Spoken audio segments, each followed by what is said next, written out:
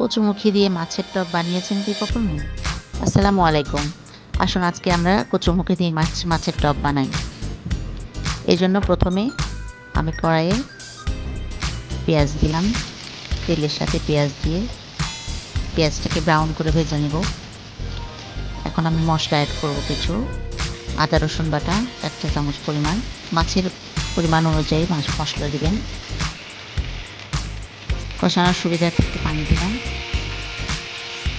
লবণ, হলুদ, মরিচের গুঁড়ো, জিরার গুঁড়ো সব মশলা একসঙ্গে দিয়ে ভালো মতো কষিয়ে নেব।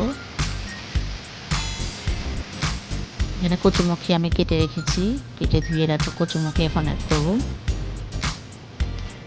এটা দিয়ে কিছুক্ষণ কষাবো।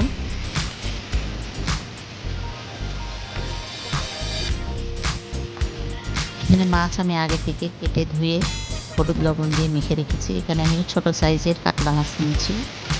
আপনারা যে কোনো মাছ দিয়ে করতে পারেন। এখন আমি মাছটা দিব। মাছটা দিয়ে কিছুক্ষণ কষাবো।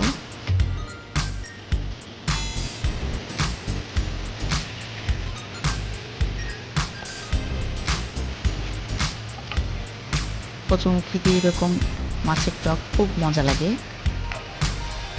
যারা খেয়েছেন তারা জানেন, আর যারা খাননি কখনো বানাননি এরকম বানিয়ে দেখতে পারেন। এ পর্যায়ে আমি দিলাম টমেটো।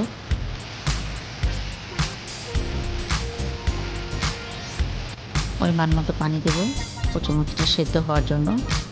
বেশি একটা পানি দেব না, কারণ কষানোর সময় অর্ধেক সেদ্ধ হয়ে যায়। এখন আমি এখানে দিচ্ছি কাঁচা আম।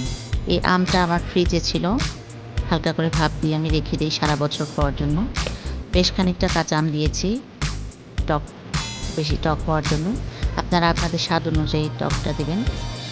এরকম মাখা মাখা হয়ে আসলে বেশি ঝোলও থাকবে না, আবার একদম ড্রাইও হবে না। হয়ে আসলে নামিয়ে ফেলবো মজাদার মাছের টক।